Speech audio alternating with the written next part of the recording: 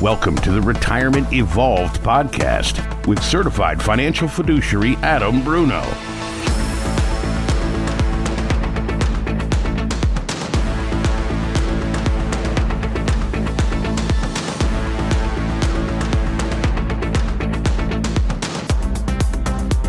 Welcome to the Retirement Evolved podcast. I'm Adam. And I'm Lauren. And I'm Amber. Oh, and Amber is in the booth with us today. Hey. As you probably all already know, I am Adam Bruno, certified financial fiduciary, and we are with Evolution Retirement Services and Evolution Wealth Management.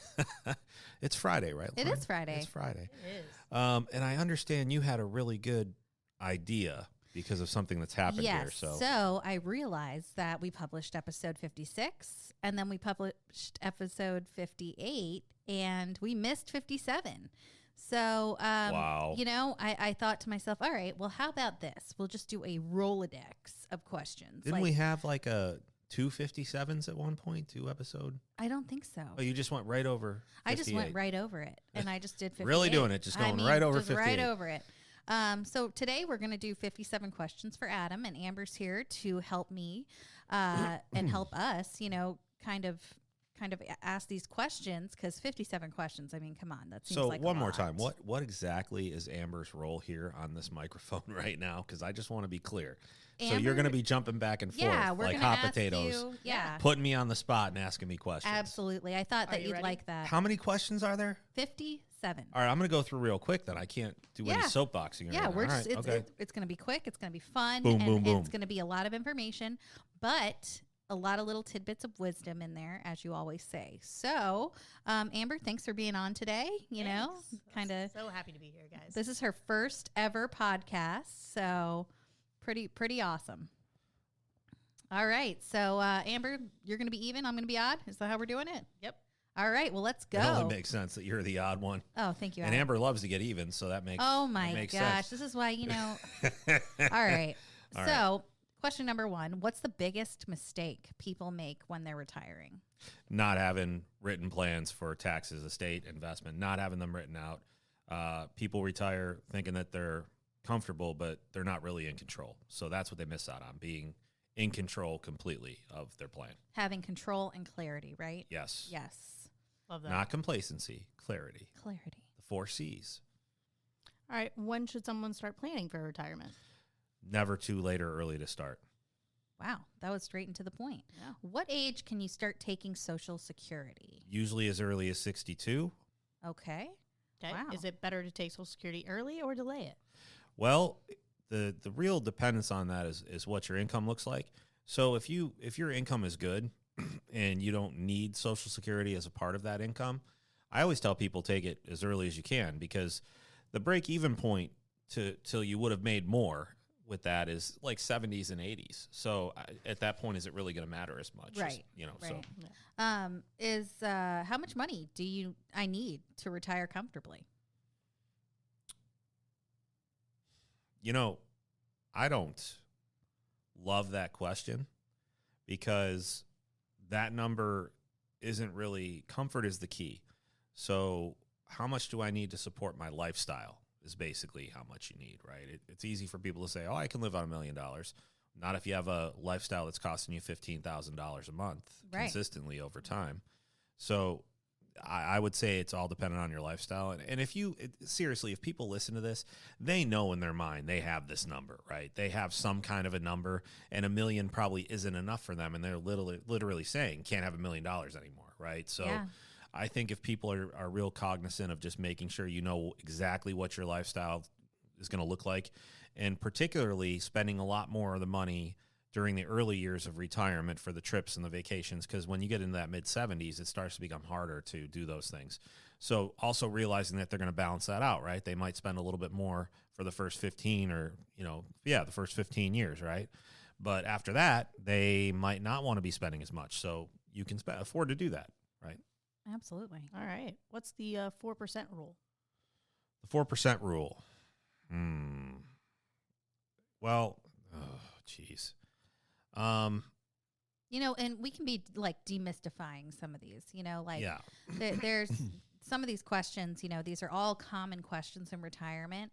So it's, some of these questions that Adam's answering, these are like common questions people get or ask a financial advisor when they're about to retire. So Adam, it's basically a formula that you use to assume growth on your money over a certain period of time. I prefer when people come in and talk about, the 60-40 rule. At least they're clear on, we're talking about risk now, right? The 4% rule, we're talking about reward, but you can't have the reward without the risk. So, knowing how you feel about that risk is important. So if you 60-40 rule, right? 60% of your money is in stocks. If you are, under the age of 60, 40% in bonds. But then if you get over the age of 60 and you're getting older, you flip it around because now you want more safety. Right. So we've talked so many times about why the bonds aren't the best choice for safety anymore. I think we've covered that in shows, right? So we've broken down this whole idea before. I don't know if you want to touch on the interest rates though, and how that affects bonds. You already know this. I do. I've said it so many times. I know, but I figured that we should. Well, I want to see if you get it right first. When interest rates go up, bond performance goes down. Yes, that's exactly it. Interest rates go up, bonds go down. That's the only thing to remember about that. So I guess the best way to think about that, though, is that whatever is happening with interest rates, whether they raise or lower, has a huge effect on everything you do. So you always want to just check if that's a red flag right away. If interest rates are going to go up or go down, time to get some advice on that. Absolutely. Here's one we hear a lot. Should I pay off my mortgage before I retire? That just depends on what your mortgage rate is and how much money you have saved. If you have $600,000 in a retirement account, your mortgage is $200,000, but you have it at 2.5%, you can reasonably assume that money is better spent in your investment accounts where it's going to earn 6 to 8 to 10%. Sure. Right? And when you take money out of that account to pay down the house, then you're taking that performance away. Now you're re-putting the equity in the house, but even so, it just doesn't make a lot of sense to me if the interest rate's really low. I know that we can get better rates if you invest it. It's a personal decision. Personal, yeah. But we've met with so many people that said, "Hey, we're going to do this," and no matter what we said or what we did, that was the final piece of advice we would give them. Hey, this is what it looks like if we don't pay off the house. But paying off the house is that old school way of thinking. I have to have the house paid before I retire. Yes. Right? Yes. What's a good monthly budget in retirement? This one's another hard one for me. So in most of our meetings, a lot of our families have this budget area around $6,000 to $7,000 in retirement. And what we see from that is that most of the time they have so much money when they die, right?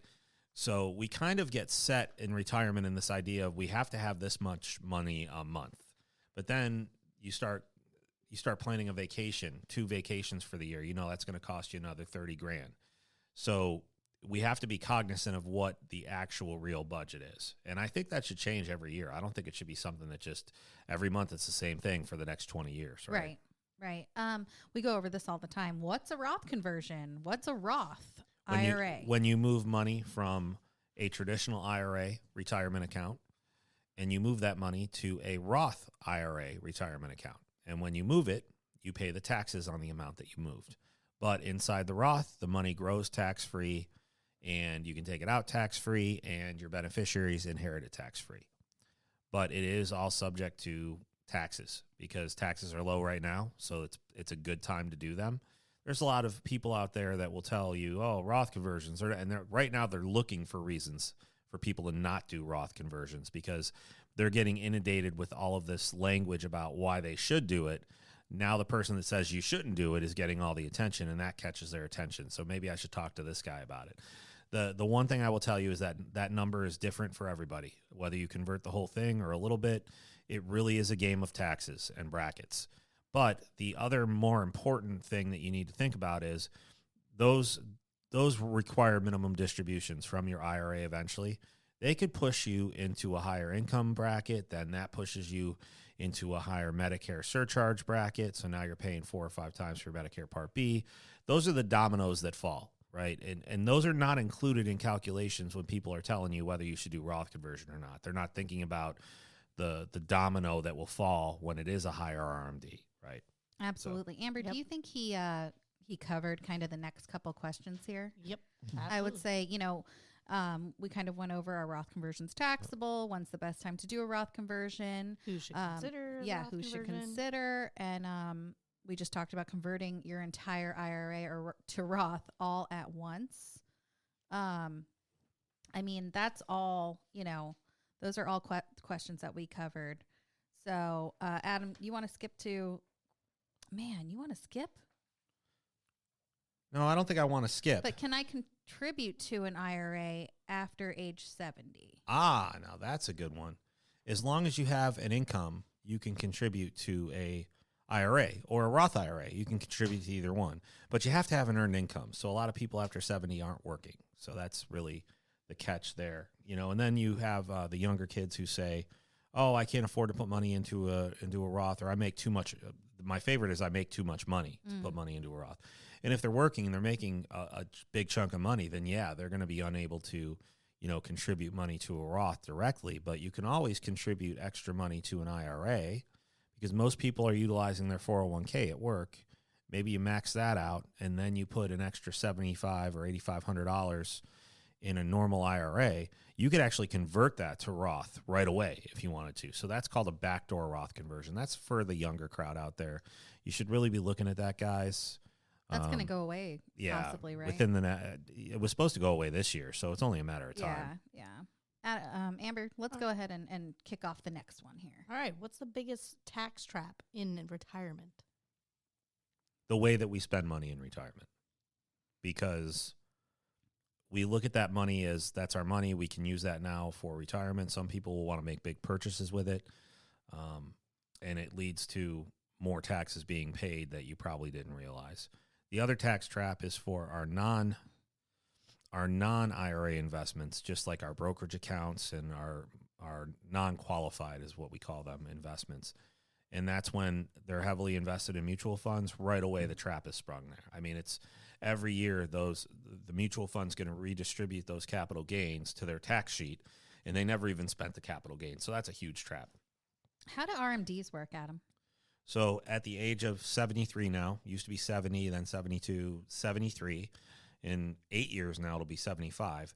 But most of us are used to 73 at this point. So what you do is you take all of the money that are in your IRAs, your 403Bs, your 401Ks, any of your money that has been growing tax deferred.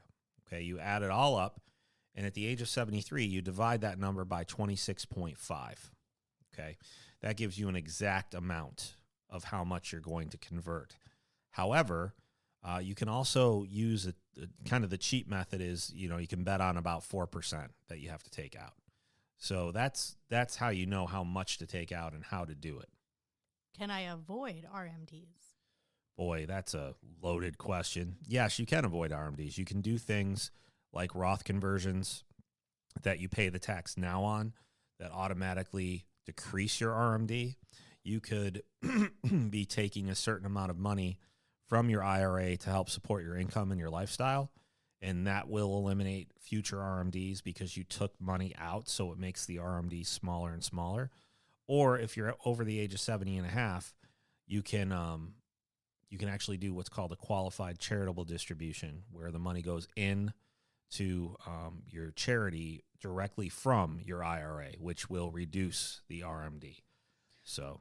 Man, you are just, it's like you have a script in front of you or something. Are you reading these questions ahead of us? I mean, you just covered. Lauren, think of how many times we've had to read. The problems stay the problems. I know. The only thing that changes, and you know what a pain it is every year the numbers change.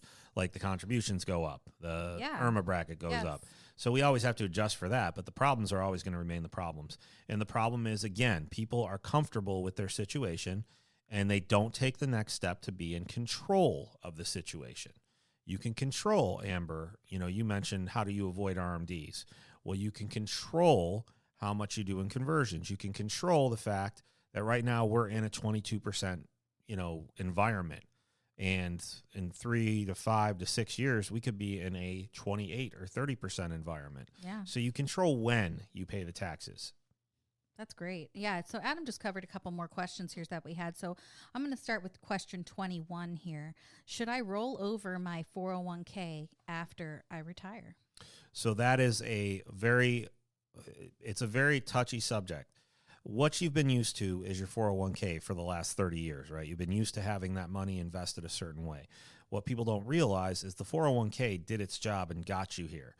If you want to make the most out of things, you would convert the 401k and roll it into an IRA, with the thought process being, I need to be a little bit more in detail now. I can specifically custom tailor these investments to my very specific goals. So again, people are comfortable and they say, okay, well, I've got my 401k, the money's in there, it's being invested, it's done a good job, and they aren't in control and they don't have clarity of exactly what that looks like. Absolutely. All right. And what are the income limits for Roth IRAs? For 2024, $146,000 for single filers and $230,000 for joint. And what's the penalty for early withdrawal from an IRA? If you're under the age of 59 and a half, you pay 10% plus your income tax on the withdrawal. So it could be as high as 20%. Who knows, right? Absolutely. Yeah. Nice. Can I take money from my IRA to buy a house? Yes, you can take out up to $10,000 penalty free for, like a first-time home buyer, but you can't take out you can't take the IRA, the 401k out and pay for the house without having to pay all those taxes and penalties. What's a safe withdrawal rate for today? Probably like 3.5% to 4%, depending on, how old you are, what the market's like. There's a lot of factors that go into that, but I would even go so far as to say even 5% sometimes is a safe number, depending on the size of your portfolio. Okay. All right. This is a fun one. How does inflation affect retirement? My dad paid, I think, $38,000 for our first house, and no, it wasn't that. It was like $53,000, whatever it was. He paid a small amount in 1984 for our first house that we got as a family there, and the interest rate was like 11 or 12%. So he spent, whatever it was, between 30 and 60,000. I know it wasn't more than that, but then we think about the last house that Dad bought. And we fast forward, the last house he bought was about $275,000. It's the best example of inflation that I know how to give. I'm a car guy too, right? Yeah. So Yep. $6,800 Cadillac, brand new in the 1970s, anything you wanted, right? Today it's about $68,000, $68,000. So that is how inflation will affect your future purchasing power, especially in retirement. I tell this story too. 13 years ago, the kids were young, the older kids were young, and we would go to Sam's Club because I couldn't afford Costco, and I could spend $250 and have a month's worth of supplies that we needed that would get us through the month. Mm-hmm. What about today? But today, yeah, you go into Costco or Sam's Club, you're spending $400 trip. Yeah, at least $250 every trip that you go in. And you only got 3 items. Yeah, that's exactly it. It's The crazy. bag's pretty light, and then they make you box them on your own too. That I always made me know, and angry then about trying it. to fit it all in your vehicle. Oh my God, it's like man. playing Tetris. Yes. This is something we just talked about in our latest Edible Insights with Tom Ciamates. And, Tom did a fantastic job talking about the market and market volatility right now. Should retirees, when they're about to retire, should they be worried about the market volatility? Yes, absolutely. You cannot lose like you used to lose. Mistakes when you are were working. costly, right? It costs you so much money. And trying to play the market on top of that, Tom was just saying, even as a CFA chief economist at AE Wealth, it's just almost impossible. You know? Yeah, because let's face it, do you really need the headache right now? No, you don't, because depending on market conditions, volatility, that kind of thing, you don't need to take the risk. There's so many more options we have now. Absolutely. All right. What's the sequence of risks returns? Sequence of return risk is what right. Sequence of return risk. It only happens when you have to actually take out your money from investments to live, right? So if we have good years, and we always show families just 5% compounded over time. So if you have good years, it's kind of like you're not really as worried about it because you know that you're getting 5%. Like you're popping your money in a 5% CD, right? But if you have to depend on the market to take out your money, then you're in big trouble, because in retirement you can't just stop taking out money. So if you take out money in a bad year, then you're in big trouble. And that's what we call sequence of returns risk, because we still need to take income out even when the market is down. Does that make sense? Yes. And Yes. does that have anything to do with, Adam? This isn't a question on here, but tax harvesting? Tax loss harvesting. Tax loss harvesting. Tax loss harvesting is for when you got a big gain. You got a big gain on your, excuse me, I got something in my throat. You've got a big gain on some of your investments that are non-qualified, and you know that you want to get away from those investments, like we just talked about mutual funds, because they keep redistributing those capital gains. Okay. So you know you want to get away from that, but if you were to sell those positions, you'd end up with a huge capital gain, depending on how long you've had them. So tax loss harvesting is a strategy where you take the losses possibly on a weekly basis, and then you sell some of the higher appreciated positions and use that money to go back into exchange traded funds or something that isn't going to redistribute those to your tax bill. Question number 33. What is Medicare? Yeah, break that one down. Wow. These are common questions people ask when they're retiring. I'm trying to figure out how to break it down. Give me a minute here. So you have your Medicare Part A, which is basically Medicare is your insurance when you retire and you no longer have insurance. At 65, everybody gets put on Medicare. Now there's the free version, and then there's Medicare Part B, where we all have to pay out of our Social Security check. Now Medicare Part A covers, hospital stays, different things. Medicare Part B will cover all of your other, your doctor visits, whatever it might be. But the problem is that Medicare Part B doesn't cover everything that you need. So, long-term care or regular visits for upkeep to the doctor, whatever it might be. So your Medicare supplement is something that you pay separate for. There's supplement and there's advantage plans. Supplement plans are set. They have the benefits, everything's laid out. Advantage plans are usually free, and they cover you, and they offer pretty good coverage, but they're not as good as supplements. Supplements will end up picking up everything and saving your life. That's why they're more expensive. So I always, like I tell my parents, or I tell people that I'm close with that are older, if it's me and you're my parents, I'm telling you to get a supplement plan, because I know as a son that that's actually going to take care of anything that should happen. Since we're touching on long-term care, should somebody that's about to retire consider long-term care insurance?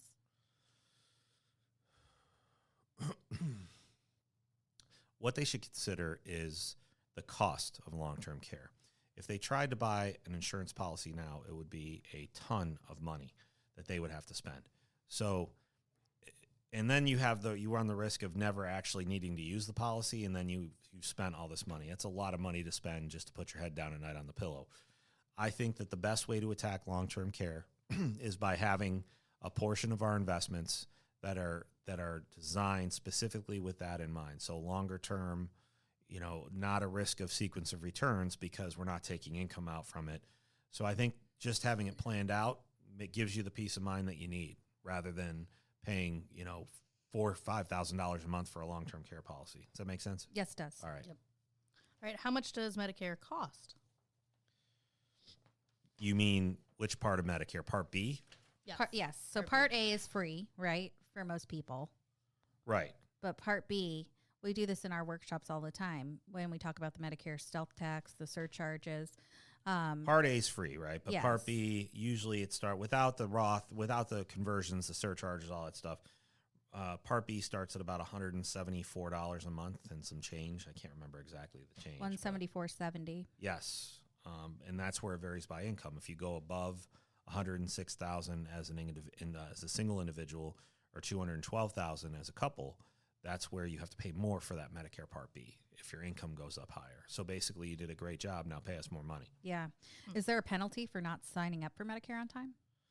Yeah. So you have permanent penalties for late enrollment. So and they keep increasing every year, along with the increase in Medicare, right? So the best thing to do is, if you turn 65 and you're working, the month after you retire is when you need to enroll. Now, the other thing is, some of us are working past 65, so you don't need to enroll in, excuse me, you don't need to enroll if you're still working because your group plan through work is covering you. But the minute you stop working, say it's like 69 years old, the minute you stop working, you have to sign up because you only have, I think, a 3-month window of being able to do it, or it's penalty time. Can I have an HSA and Medicare at the same time? Yes, you can. So the HSA is going to be used tax-free for medical expenses, actually including Medicare premiums. So it's an HSA is great to have if you have it. But once you're on Medicare, you can no longer contribute to an HSA. Is that correct? Well, you have to be working to contribute to an HSA. Okay, gotcha. Yeah. So that makes sense. The nice thing about the HSA, though, is that it is invested in the market. It's just a regular retirement, so you can pick what it's invested in. Okay, here's something we talk about a lot. Should I take money from my IRA or brokerage accounts first? It really depends on the tax bracket, and that's where the tax planning is the key. This is what I was talking about earlier where the problems hit. So if you're in a higher tax bracket and you want to stay under 212,000, right? Then take some money from your IRA if you want. But if you were going to go over that, then you would take the money from the brokerage account because then you're not subject to that same income tax. Does that make sense? Yes, it does. Okay. How do capital gains work in retirement? Long-term gains are going to be taxed at 0, 15, or 20% depending on the income. Should I worry about a state income tax in retirement? Yes. If you live in a state with high tax rates, Massachusetts, right? It's an extra 6% when you take your money out. Yeah. Right? What are tax-efficient withdrawal strategies? So that's where you're going to take, you're going to blend, right? You're going to combine taxable, tax-deferred, tax-free accounts, and you're going to minimize, you're going to use a formula so it minimizes your lifetime taxes. This one's cool. Can I still contribute to my 401k if I'm working part-time in retirement? Yes, as long as your employer allows you to do that, yes. Nice. How can I plan for rising healthcare costs in retirement? You should just include it in your income plan. You can also consider HSAs, and then you want to make sure that you review your Medicare options annually because if the Medicare is going to cost you an extra $10 a month or whatever plan you're on, but a lot of these prices are going up higher than that, then that's a savings. But the income plan is key. You should always build in a certain amount of cash every year on hand for medical costs. Question 51. What is the biggest risk to someone retiring today? Oh, hands down, it's longevity risk. It's how long you're going to live and outspending what you have saved. Then the next risk is going to be the taxes and the medical costs. Those are the things, believe it or not, that families spend the most amount of money on because they all felt comfortable. They all felt comfortable with, I've got Medicare, my taxes are under control, but they're not. You don't have control. You have comfort. You have complacency. You don't have clarity and control. So that's where the most money gets hit out of your accounts is those two things, taxes and Medicare. Okay. Should I downsize my home when I retire? From a monetary standpoint, if it frees up some equity or reduces your expenses, then it makes sense. We kind of already went over this, but what's the best investment strategy for retirees? Win by not losing. Win by not losing. Win by not losing. You don't have to. Everything should be custom tailored to how exactly you feel about risk. Lauren, here we do a speed limit. It's people answer questions and it assigns them a speed limit from 0 to 100 miles an hour. So you want to make sure that you're staying in your risk lane, right? If you're not going to go over to the carpool lane if you're just comfortable going 60 and all of a sudden it's 70 over there, right? So I think that's the best strategy is just win by not losing. Make sure that you, again, the absence of a plan is the worst strategy that you could possibly have. Having a plan that's focused on you, right? A lot of these people out there say, you got to have a plan, you got to have a plan. But their plan looks like the next guy's plan down the street, right? There's no individuality to it. It's not tailored to them and their specific goals because they don't want to talk to you about goals because it's a hard conversation. Maybe some of you haven't even thought about goals yet. You're just still sitting on the couch enjoying it for a while. Who knows? Nice. Should I still own stocks in retirement? Sure, for growth and to combat inflation, and maybe you've already had those stocks. So if you sold them, it would cost you a lot of money in taxes. Adam, how often should a retirement plan be reviewed? Oh, at least every year. For us, it's every year at least. When we're looking at the plan itself and some of the working pieces, that's reviewed weekly, right? But that's not for them to review. That's for us to review. So the more review that you can do, the better, especially if you have a lifetime change, something happens, somebody passes away, somebody gets sick, somebody gets married. I don't know. Somebody gets divorced, right? Yeah. So, it's just important. And our last question, number 57. What's your biggest piece of advice for someone planning for retirement right now? Don't get complacent and don't be comfortable. We talk about the 4 C's all the time. Just don't do it because, you feel good and you just got out of a long career and you're like, oh, finally I can relax. And then you might look at this as, oh, now I've got to review this, or I've got to look at this, or I got to make sure I grow this much. Don't get comfortable just because you see, a $2 million balance in your accounts, because what you're not thinking about is how much is that going to cost me in taxes? How much is that going to cost my income? We're not thinking about it. So all of this can be avoided by taking complete control and not being complacent. You want clarity and you want control. That's the best advice I can give to retirees. Thank you so much, Adam. And I know that was a lot for everyone listening. That was a ton of questions. Didn't feel like 57. Well, you kind of answered a few of them altogether. Yeah, about like 10 to 15 of them by just talking about, these other questions that come up. And, I just want to thank everyone for listening today. Please, send me an email, lauren@evoretire.com. Give me a call, 239-771-8696. That's where you got these questions from too. We love these time. questions. Yeah. We love being able to take your perspective. If you're interested in being a guest on our podcast, if that's something that you'd like to do, what are you doing? Yes, if you're interested in being a guest on our podcast and coming in and talking with us. Oh, you're talking about the people. You're not talking about like professionals. Like I don't want professional what, right? Yes, I love this idea. Any of our families, anybody out there, listeners, if you, shout out to Billy Mack. He owns a restaurant here in Fort Myers, Mack's Asian Kitchen Sushi. It's amazing. Oh, I'd love to talk to a restaurant owner and what they're dealing with right now. Bruno's of Brooklyn. I can't remember his name now, but he's an awesome guy. I think it's Angelo, right? No, it's not Angelo. No, it's not. Okay.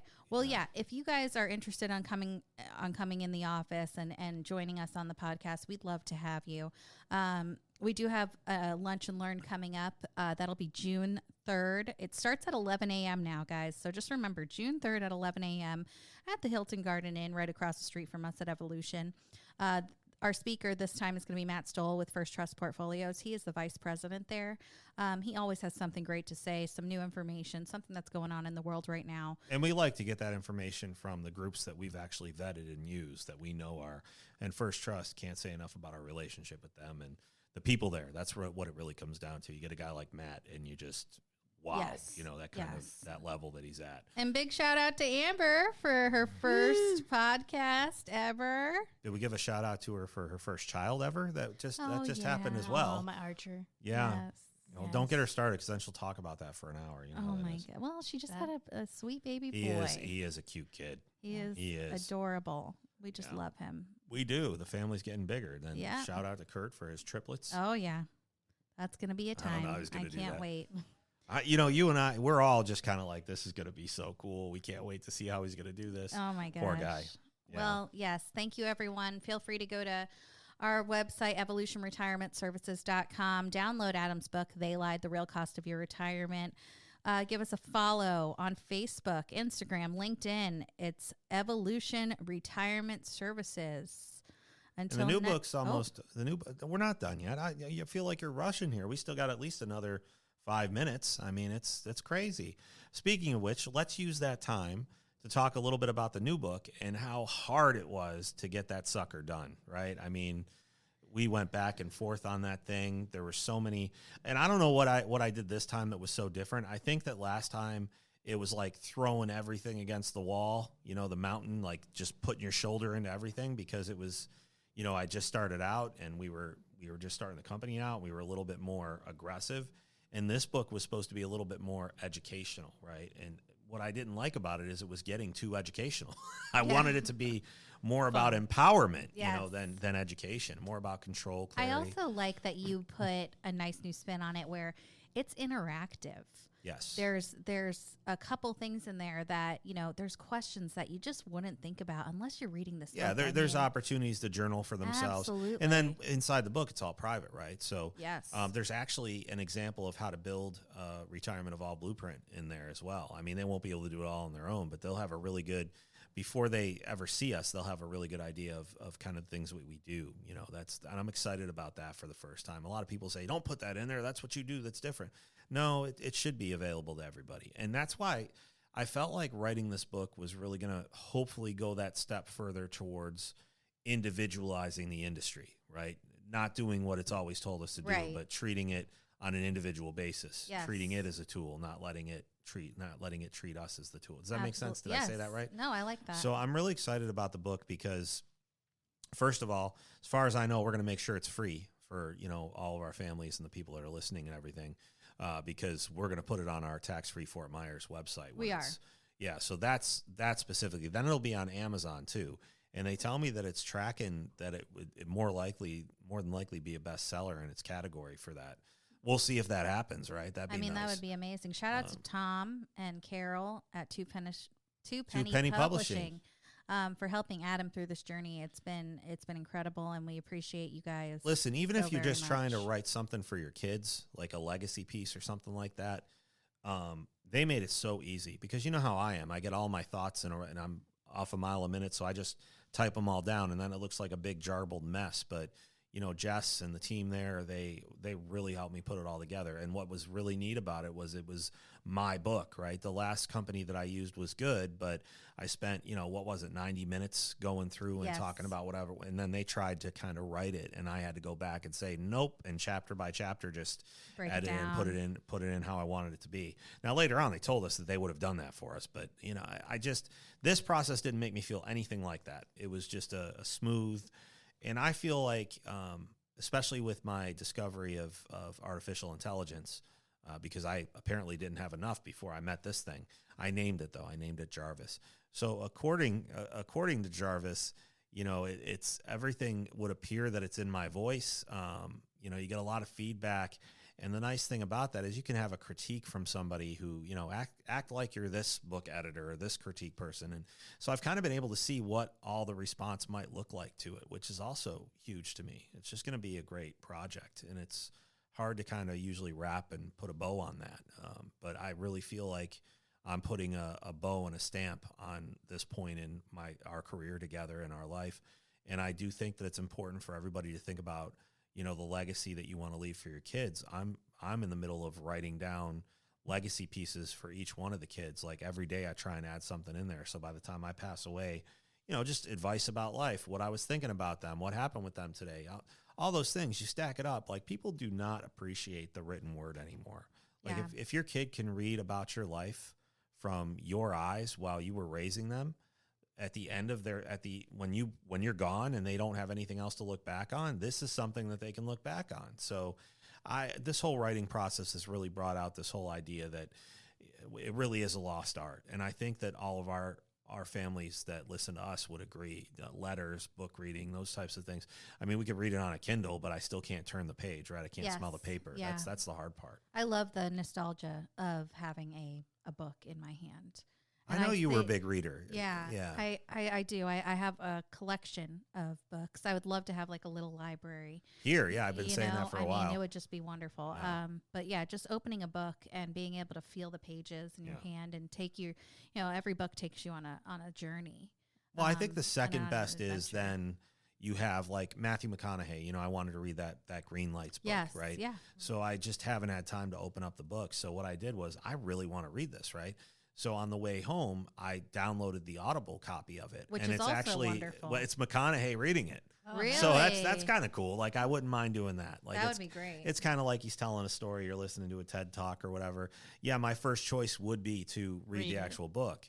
But I don't think families realize that either, that even if you're in the car, for me, that's a prime time spot. Podcast, car, book, car, audio book in the car. Like you can really take the time to actually read it. Amber, did you do a lot of reading when you were younger? Yeah. Did you really? I did. I feel like you're you're so like rugged and like tough. You know, I feel like I was outdoors more. Yeah, I feel like that. I get that vibe. Lauren and I were getting our manicures, and you were out there, you know, shoveling stuff out of the stalls and stuff like that. What are you talking about? I was riding dirt bikes and you know, being a tomboy too. Amber and I are very You say similar. that, Lauren, but I don't see tomboy in you at all. Well, like, maybe not anymore. I mean, I'm a grown woman. when you stopped so, riding bikes know, when you were like 12? Is that when that 20, 25, I Really? think. Oh, Yeah. I stand corrected. Okay. Yeah. Well, Amber's not allowed to ride dirt bikes because we've seen how she drives. So we have to make sure that we're. That's why I have power tools. Yeah. She had to make up for it somehow. Well, Yep. before and even while she was having the baby, she's redoing her entire bathroom herself. Like she I did was her entire house, Adam. right. But I only heard about the bathroom. Yeah. Yeah. You know, so We only tell you so much. the house is even more impressive. I mean, we're so happy with the team we have here. You know, Amber and Lauren, none of this is possible without them, because even Lauren came in today. She said, "You want to do a podcast today?" I was like, "Oh, okay, great." You know, and she had the topics ready to go and said, "This is what we're talking about." You know, it's Amber said, and we just dragged Amber in here, right? Yeah. Because she's never been on one. We just wanted to have some fun with her. But first time, let's go. Yeah. It's a great time. Yeah, it is. It's a good time. All right, y'all, we're out of time. Speaking of time, but hopefully you found a little bit more clarity and you feel a little bit more in control. And when you're ready to take that next step, we're here. No pressure, but we are here. And it's silly for you to go through this on your own. So go ahead and find us at evolutionretirementservices.com, taxfreefortmyers.com, all spelled out. You can call us 239-771-8696. You can email Lauren or Amber directly, and they'll answer you back. They have fun with us.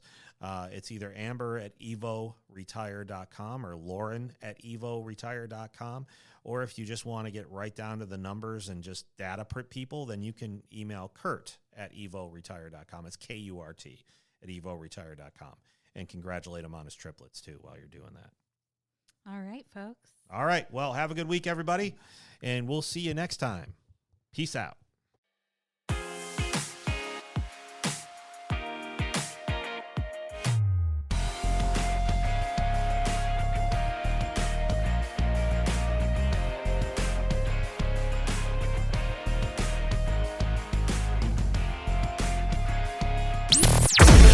Investment advisory services are offered through Evolution Wealth Management Incorporated, an investment advisor registered with the state of Florida. Registration does not imply any level of skill or training. Evolution Wealth Management's unique CRD number is 307644. You can obtain a copy of Evolution Wealth Management's firm brochure, Form ADV Part 2A, free of charge by visiting advisorinfo.sec.gov. Evolution Wealth Management offers investment advisory services only, where it is appropriately registered or exempt from registration, and only after clients have entered into an investment advisory agreement confirming the terms of engagement and have been provided a copy of the firm's ADV Part 2A. Insurance services are provided by Evolution Retirement Services. Any guarantees mentioned are backed by the financial strength and claims paying ability of the issuing insurance company and may be subject to restrictions, limitations, or early withdrawal fees, which vary by the issuer. They do not refer in any way to securities or investment advisory products. You should consider the charges, risks, expense, and investment objectives carefully before entering a contract. This material has been prepared for informational purposes only and should not be construed as a solicitation to affect or attempt to affect either transactions in securities or the rendering of personalized investment advice. This material is not intended to provide and should not be relied on for tax, legal, accounting, or other financial advice. Evolution Wealth Management and Evolution Retirement Services do not provide tax, legal, or accounting advice. You should consult your own tax, legal, and accounting advisors before engaging in any transaction. Evolution Wealth Management and Evolution Retirement Services are affiliated entities.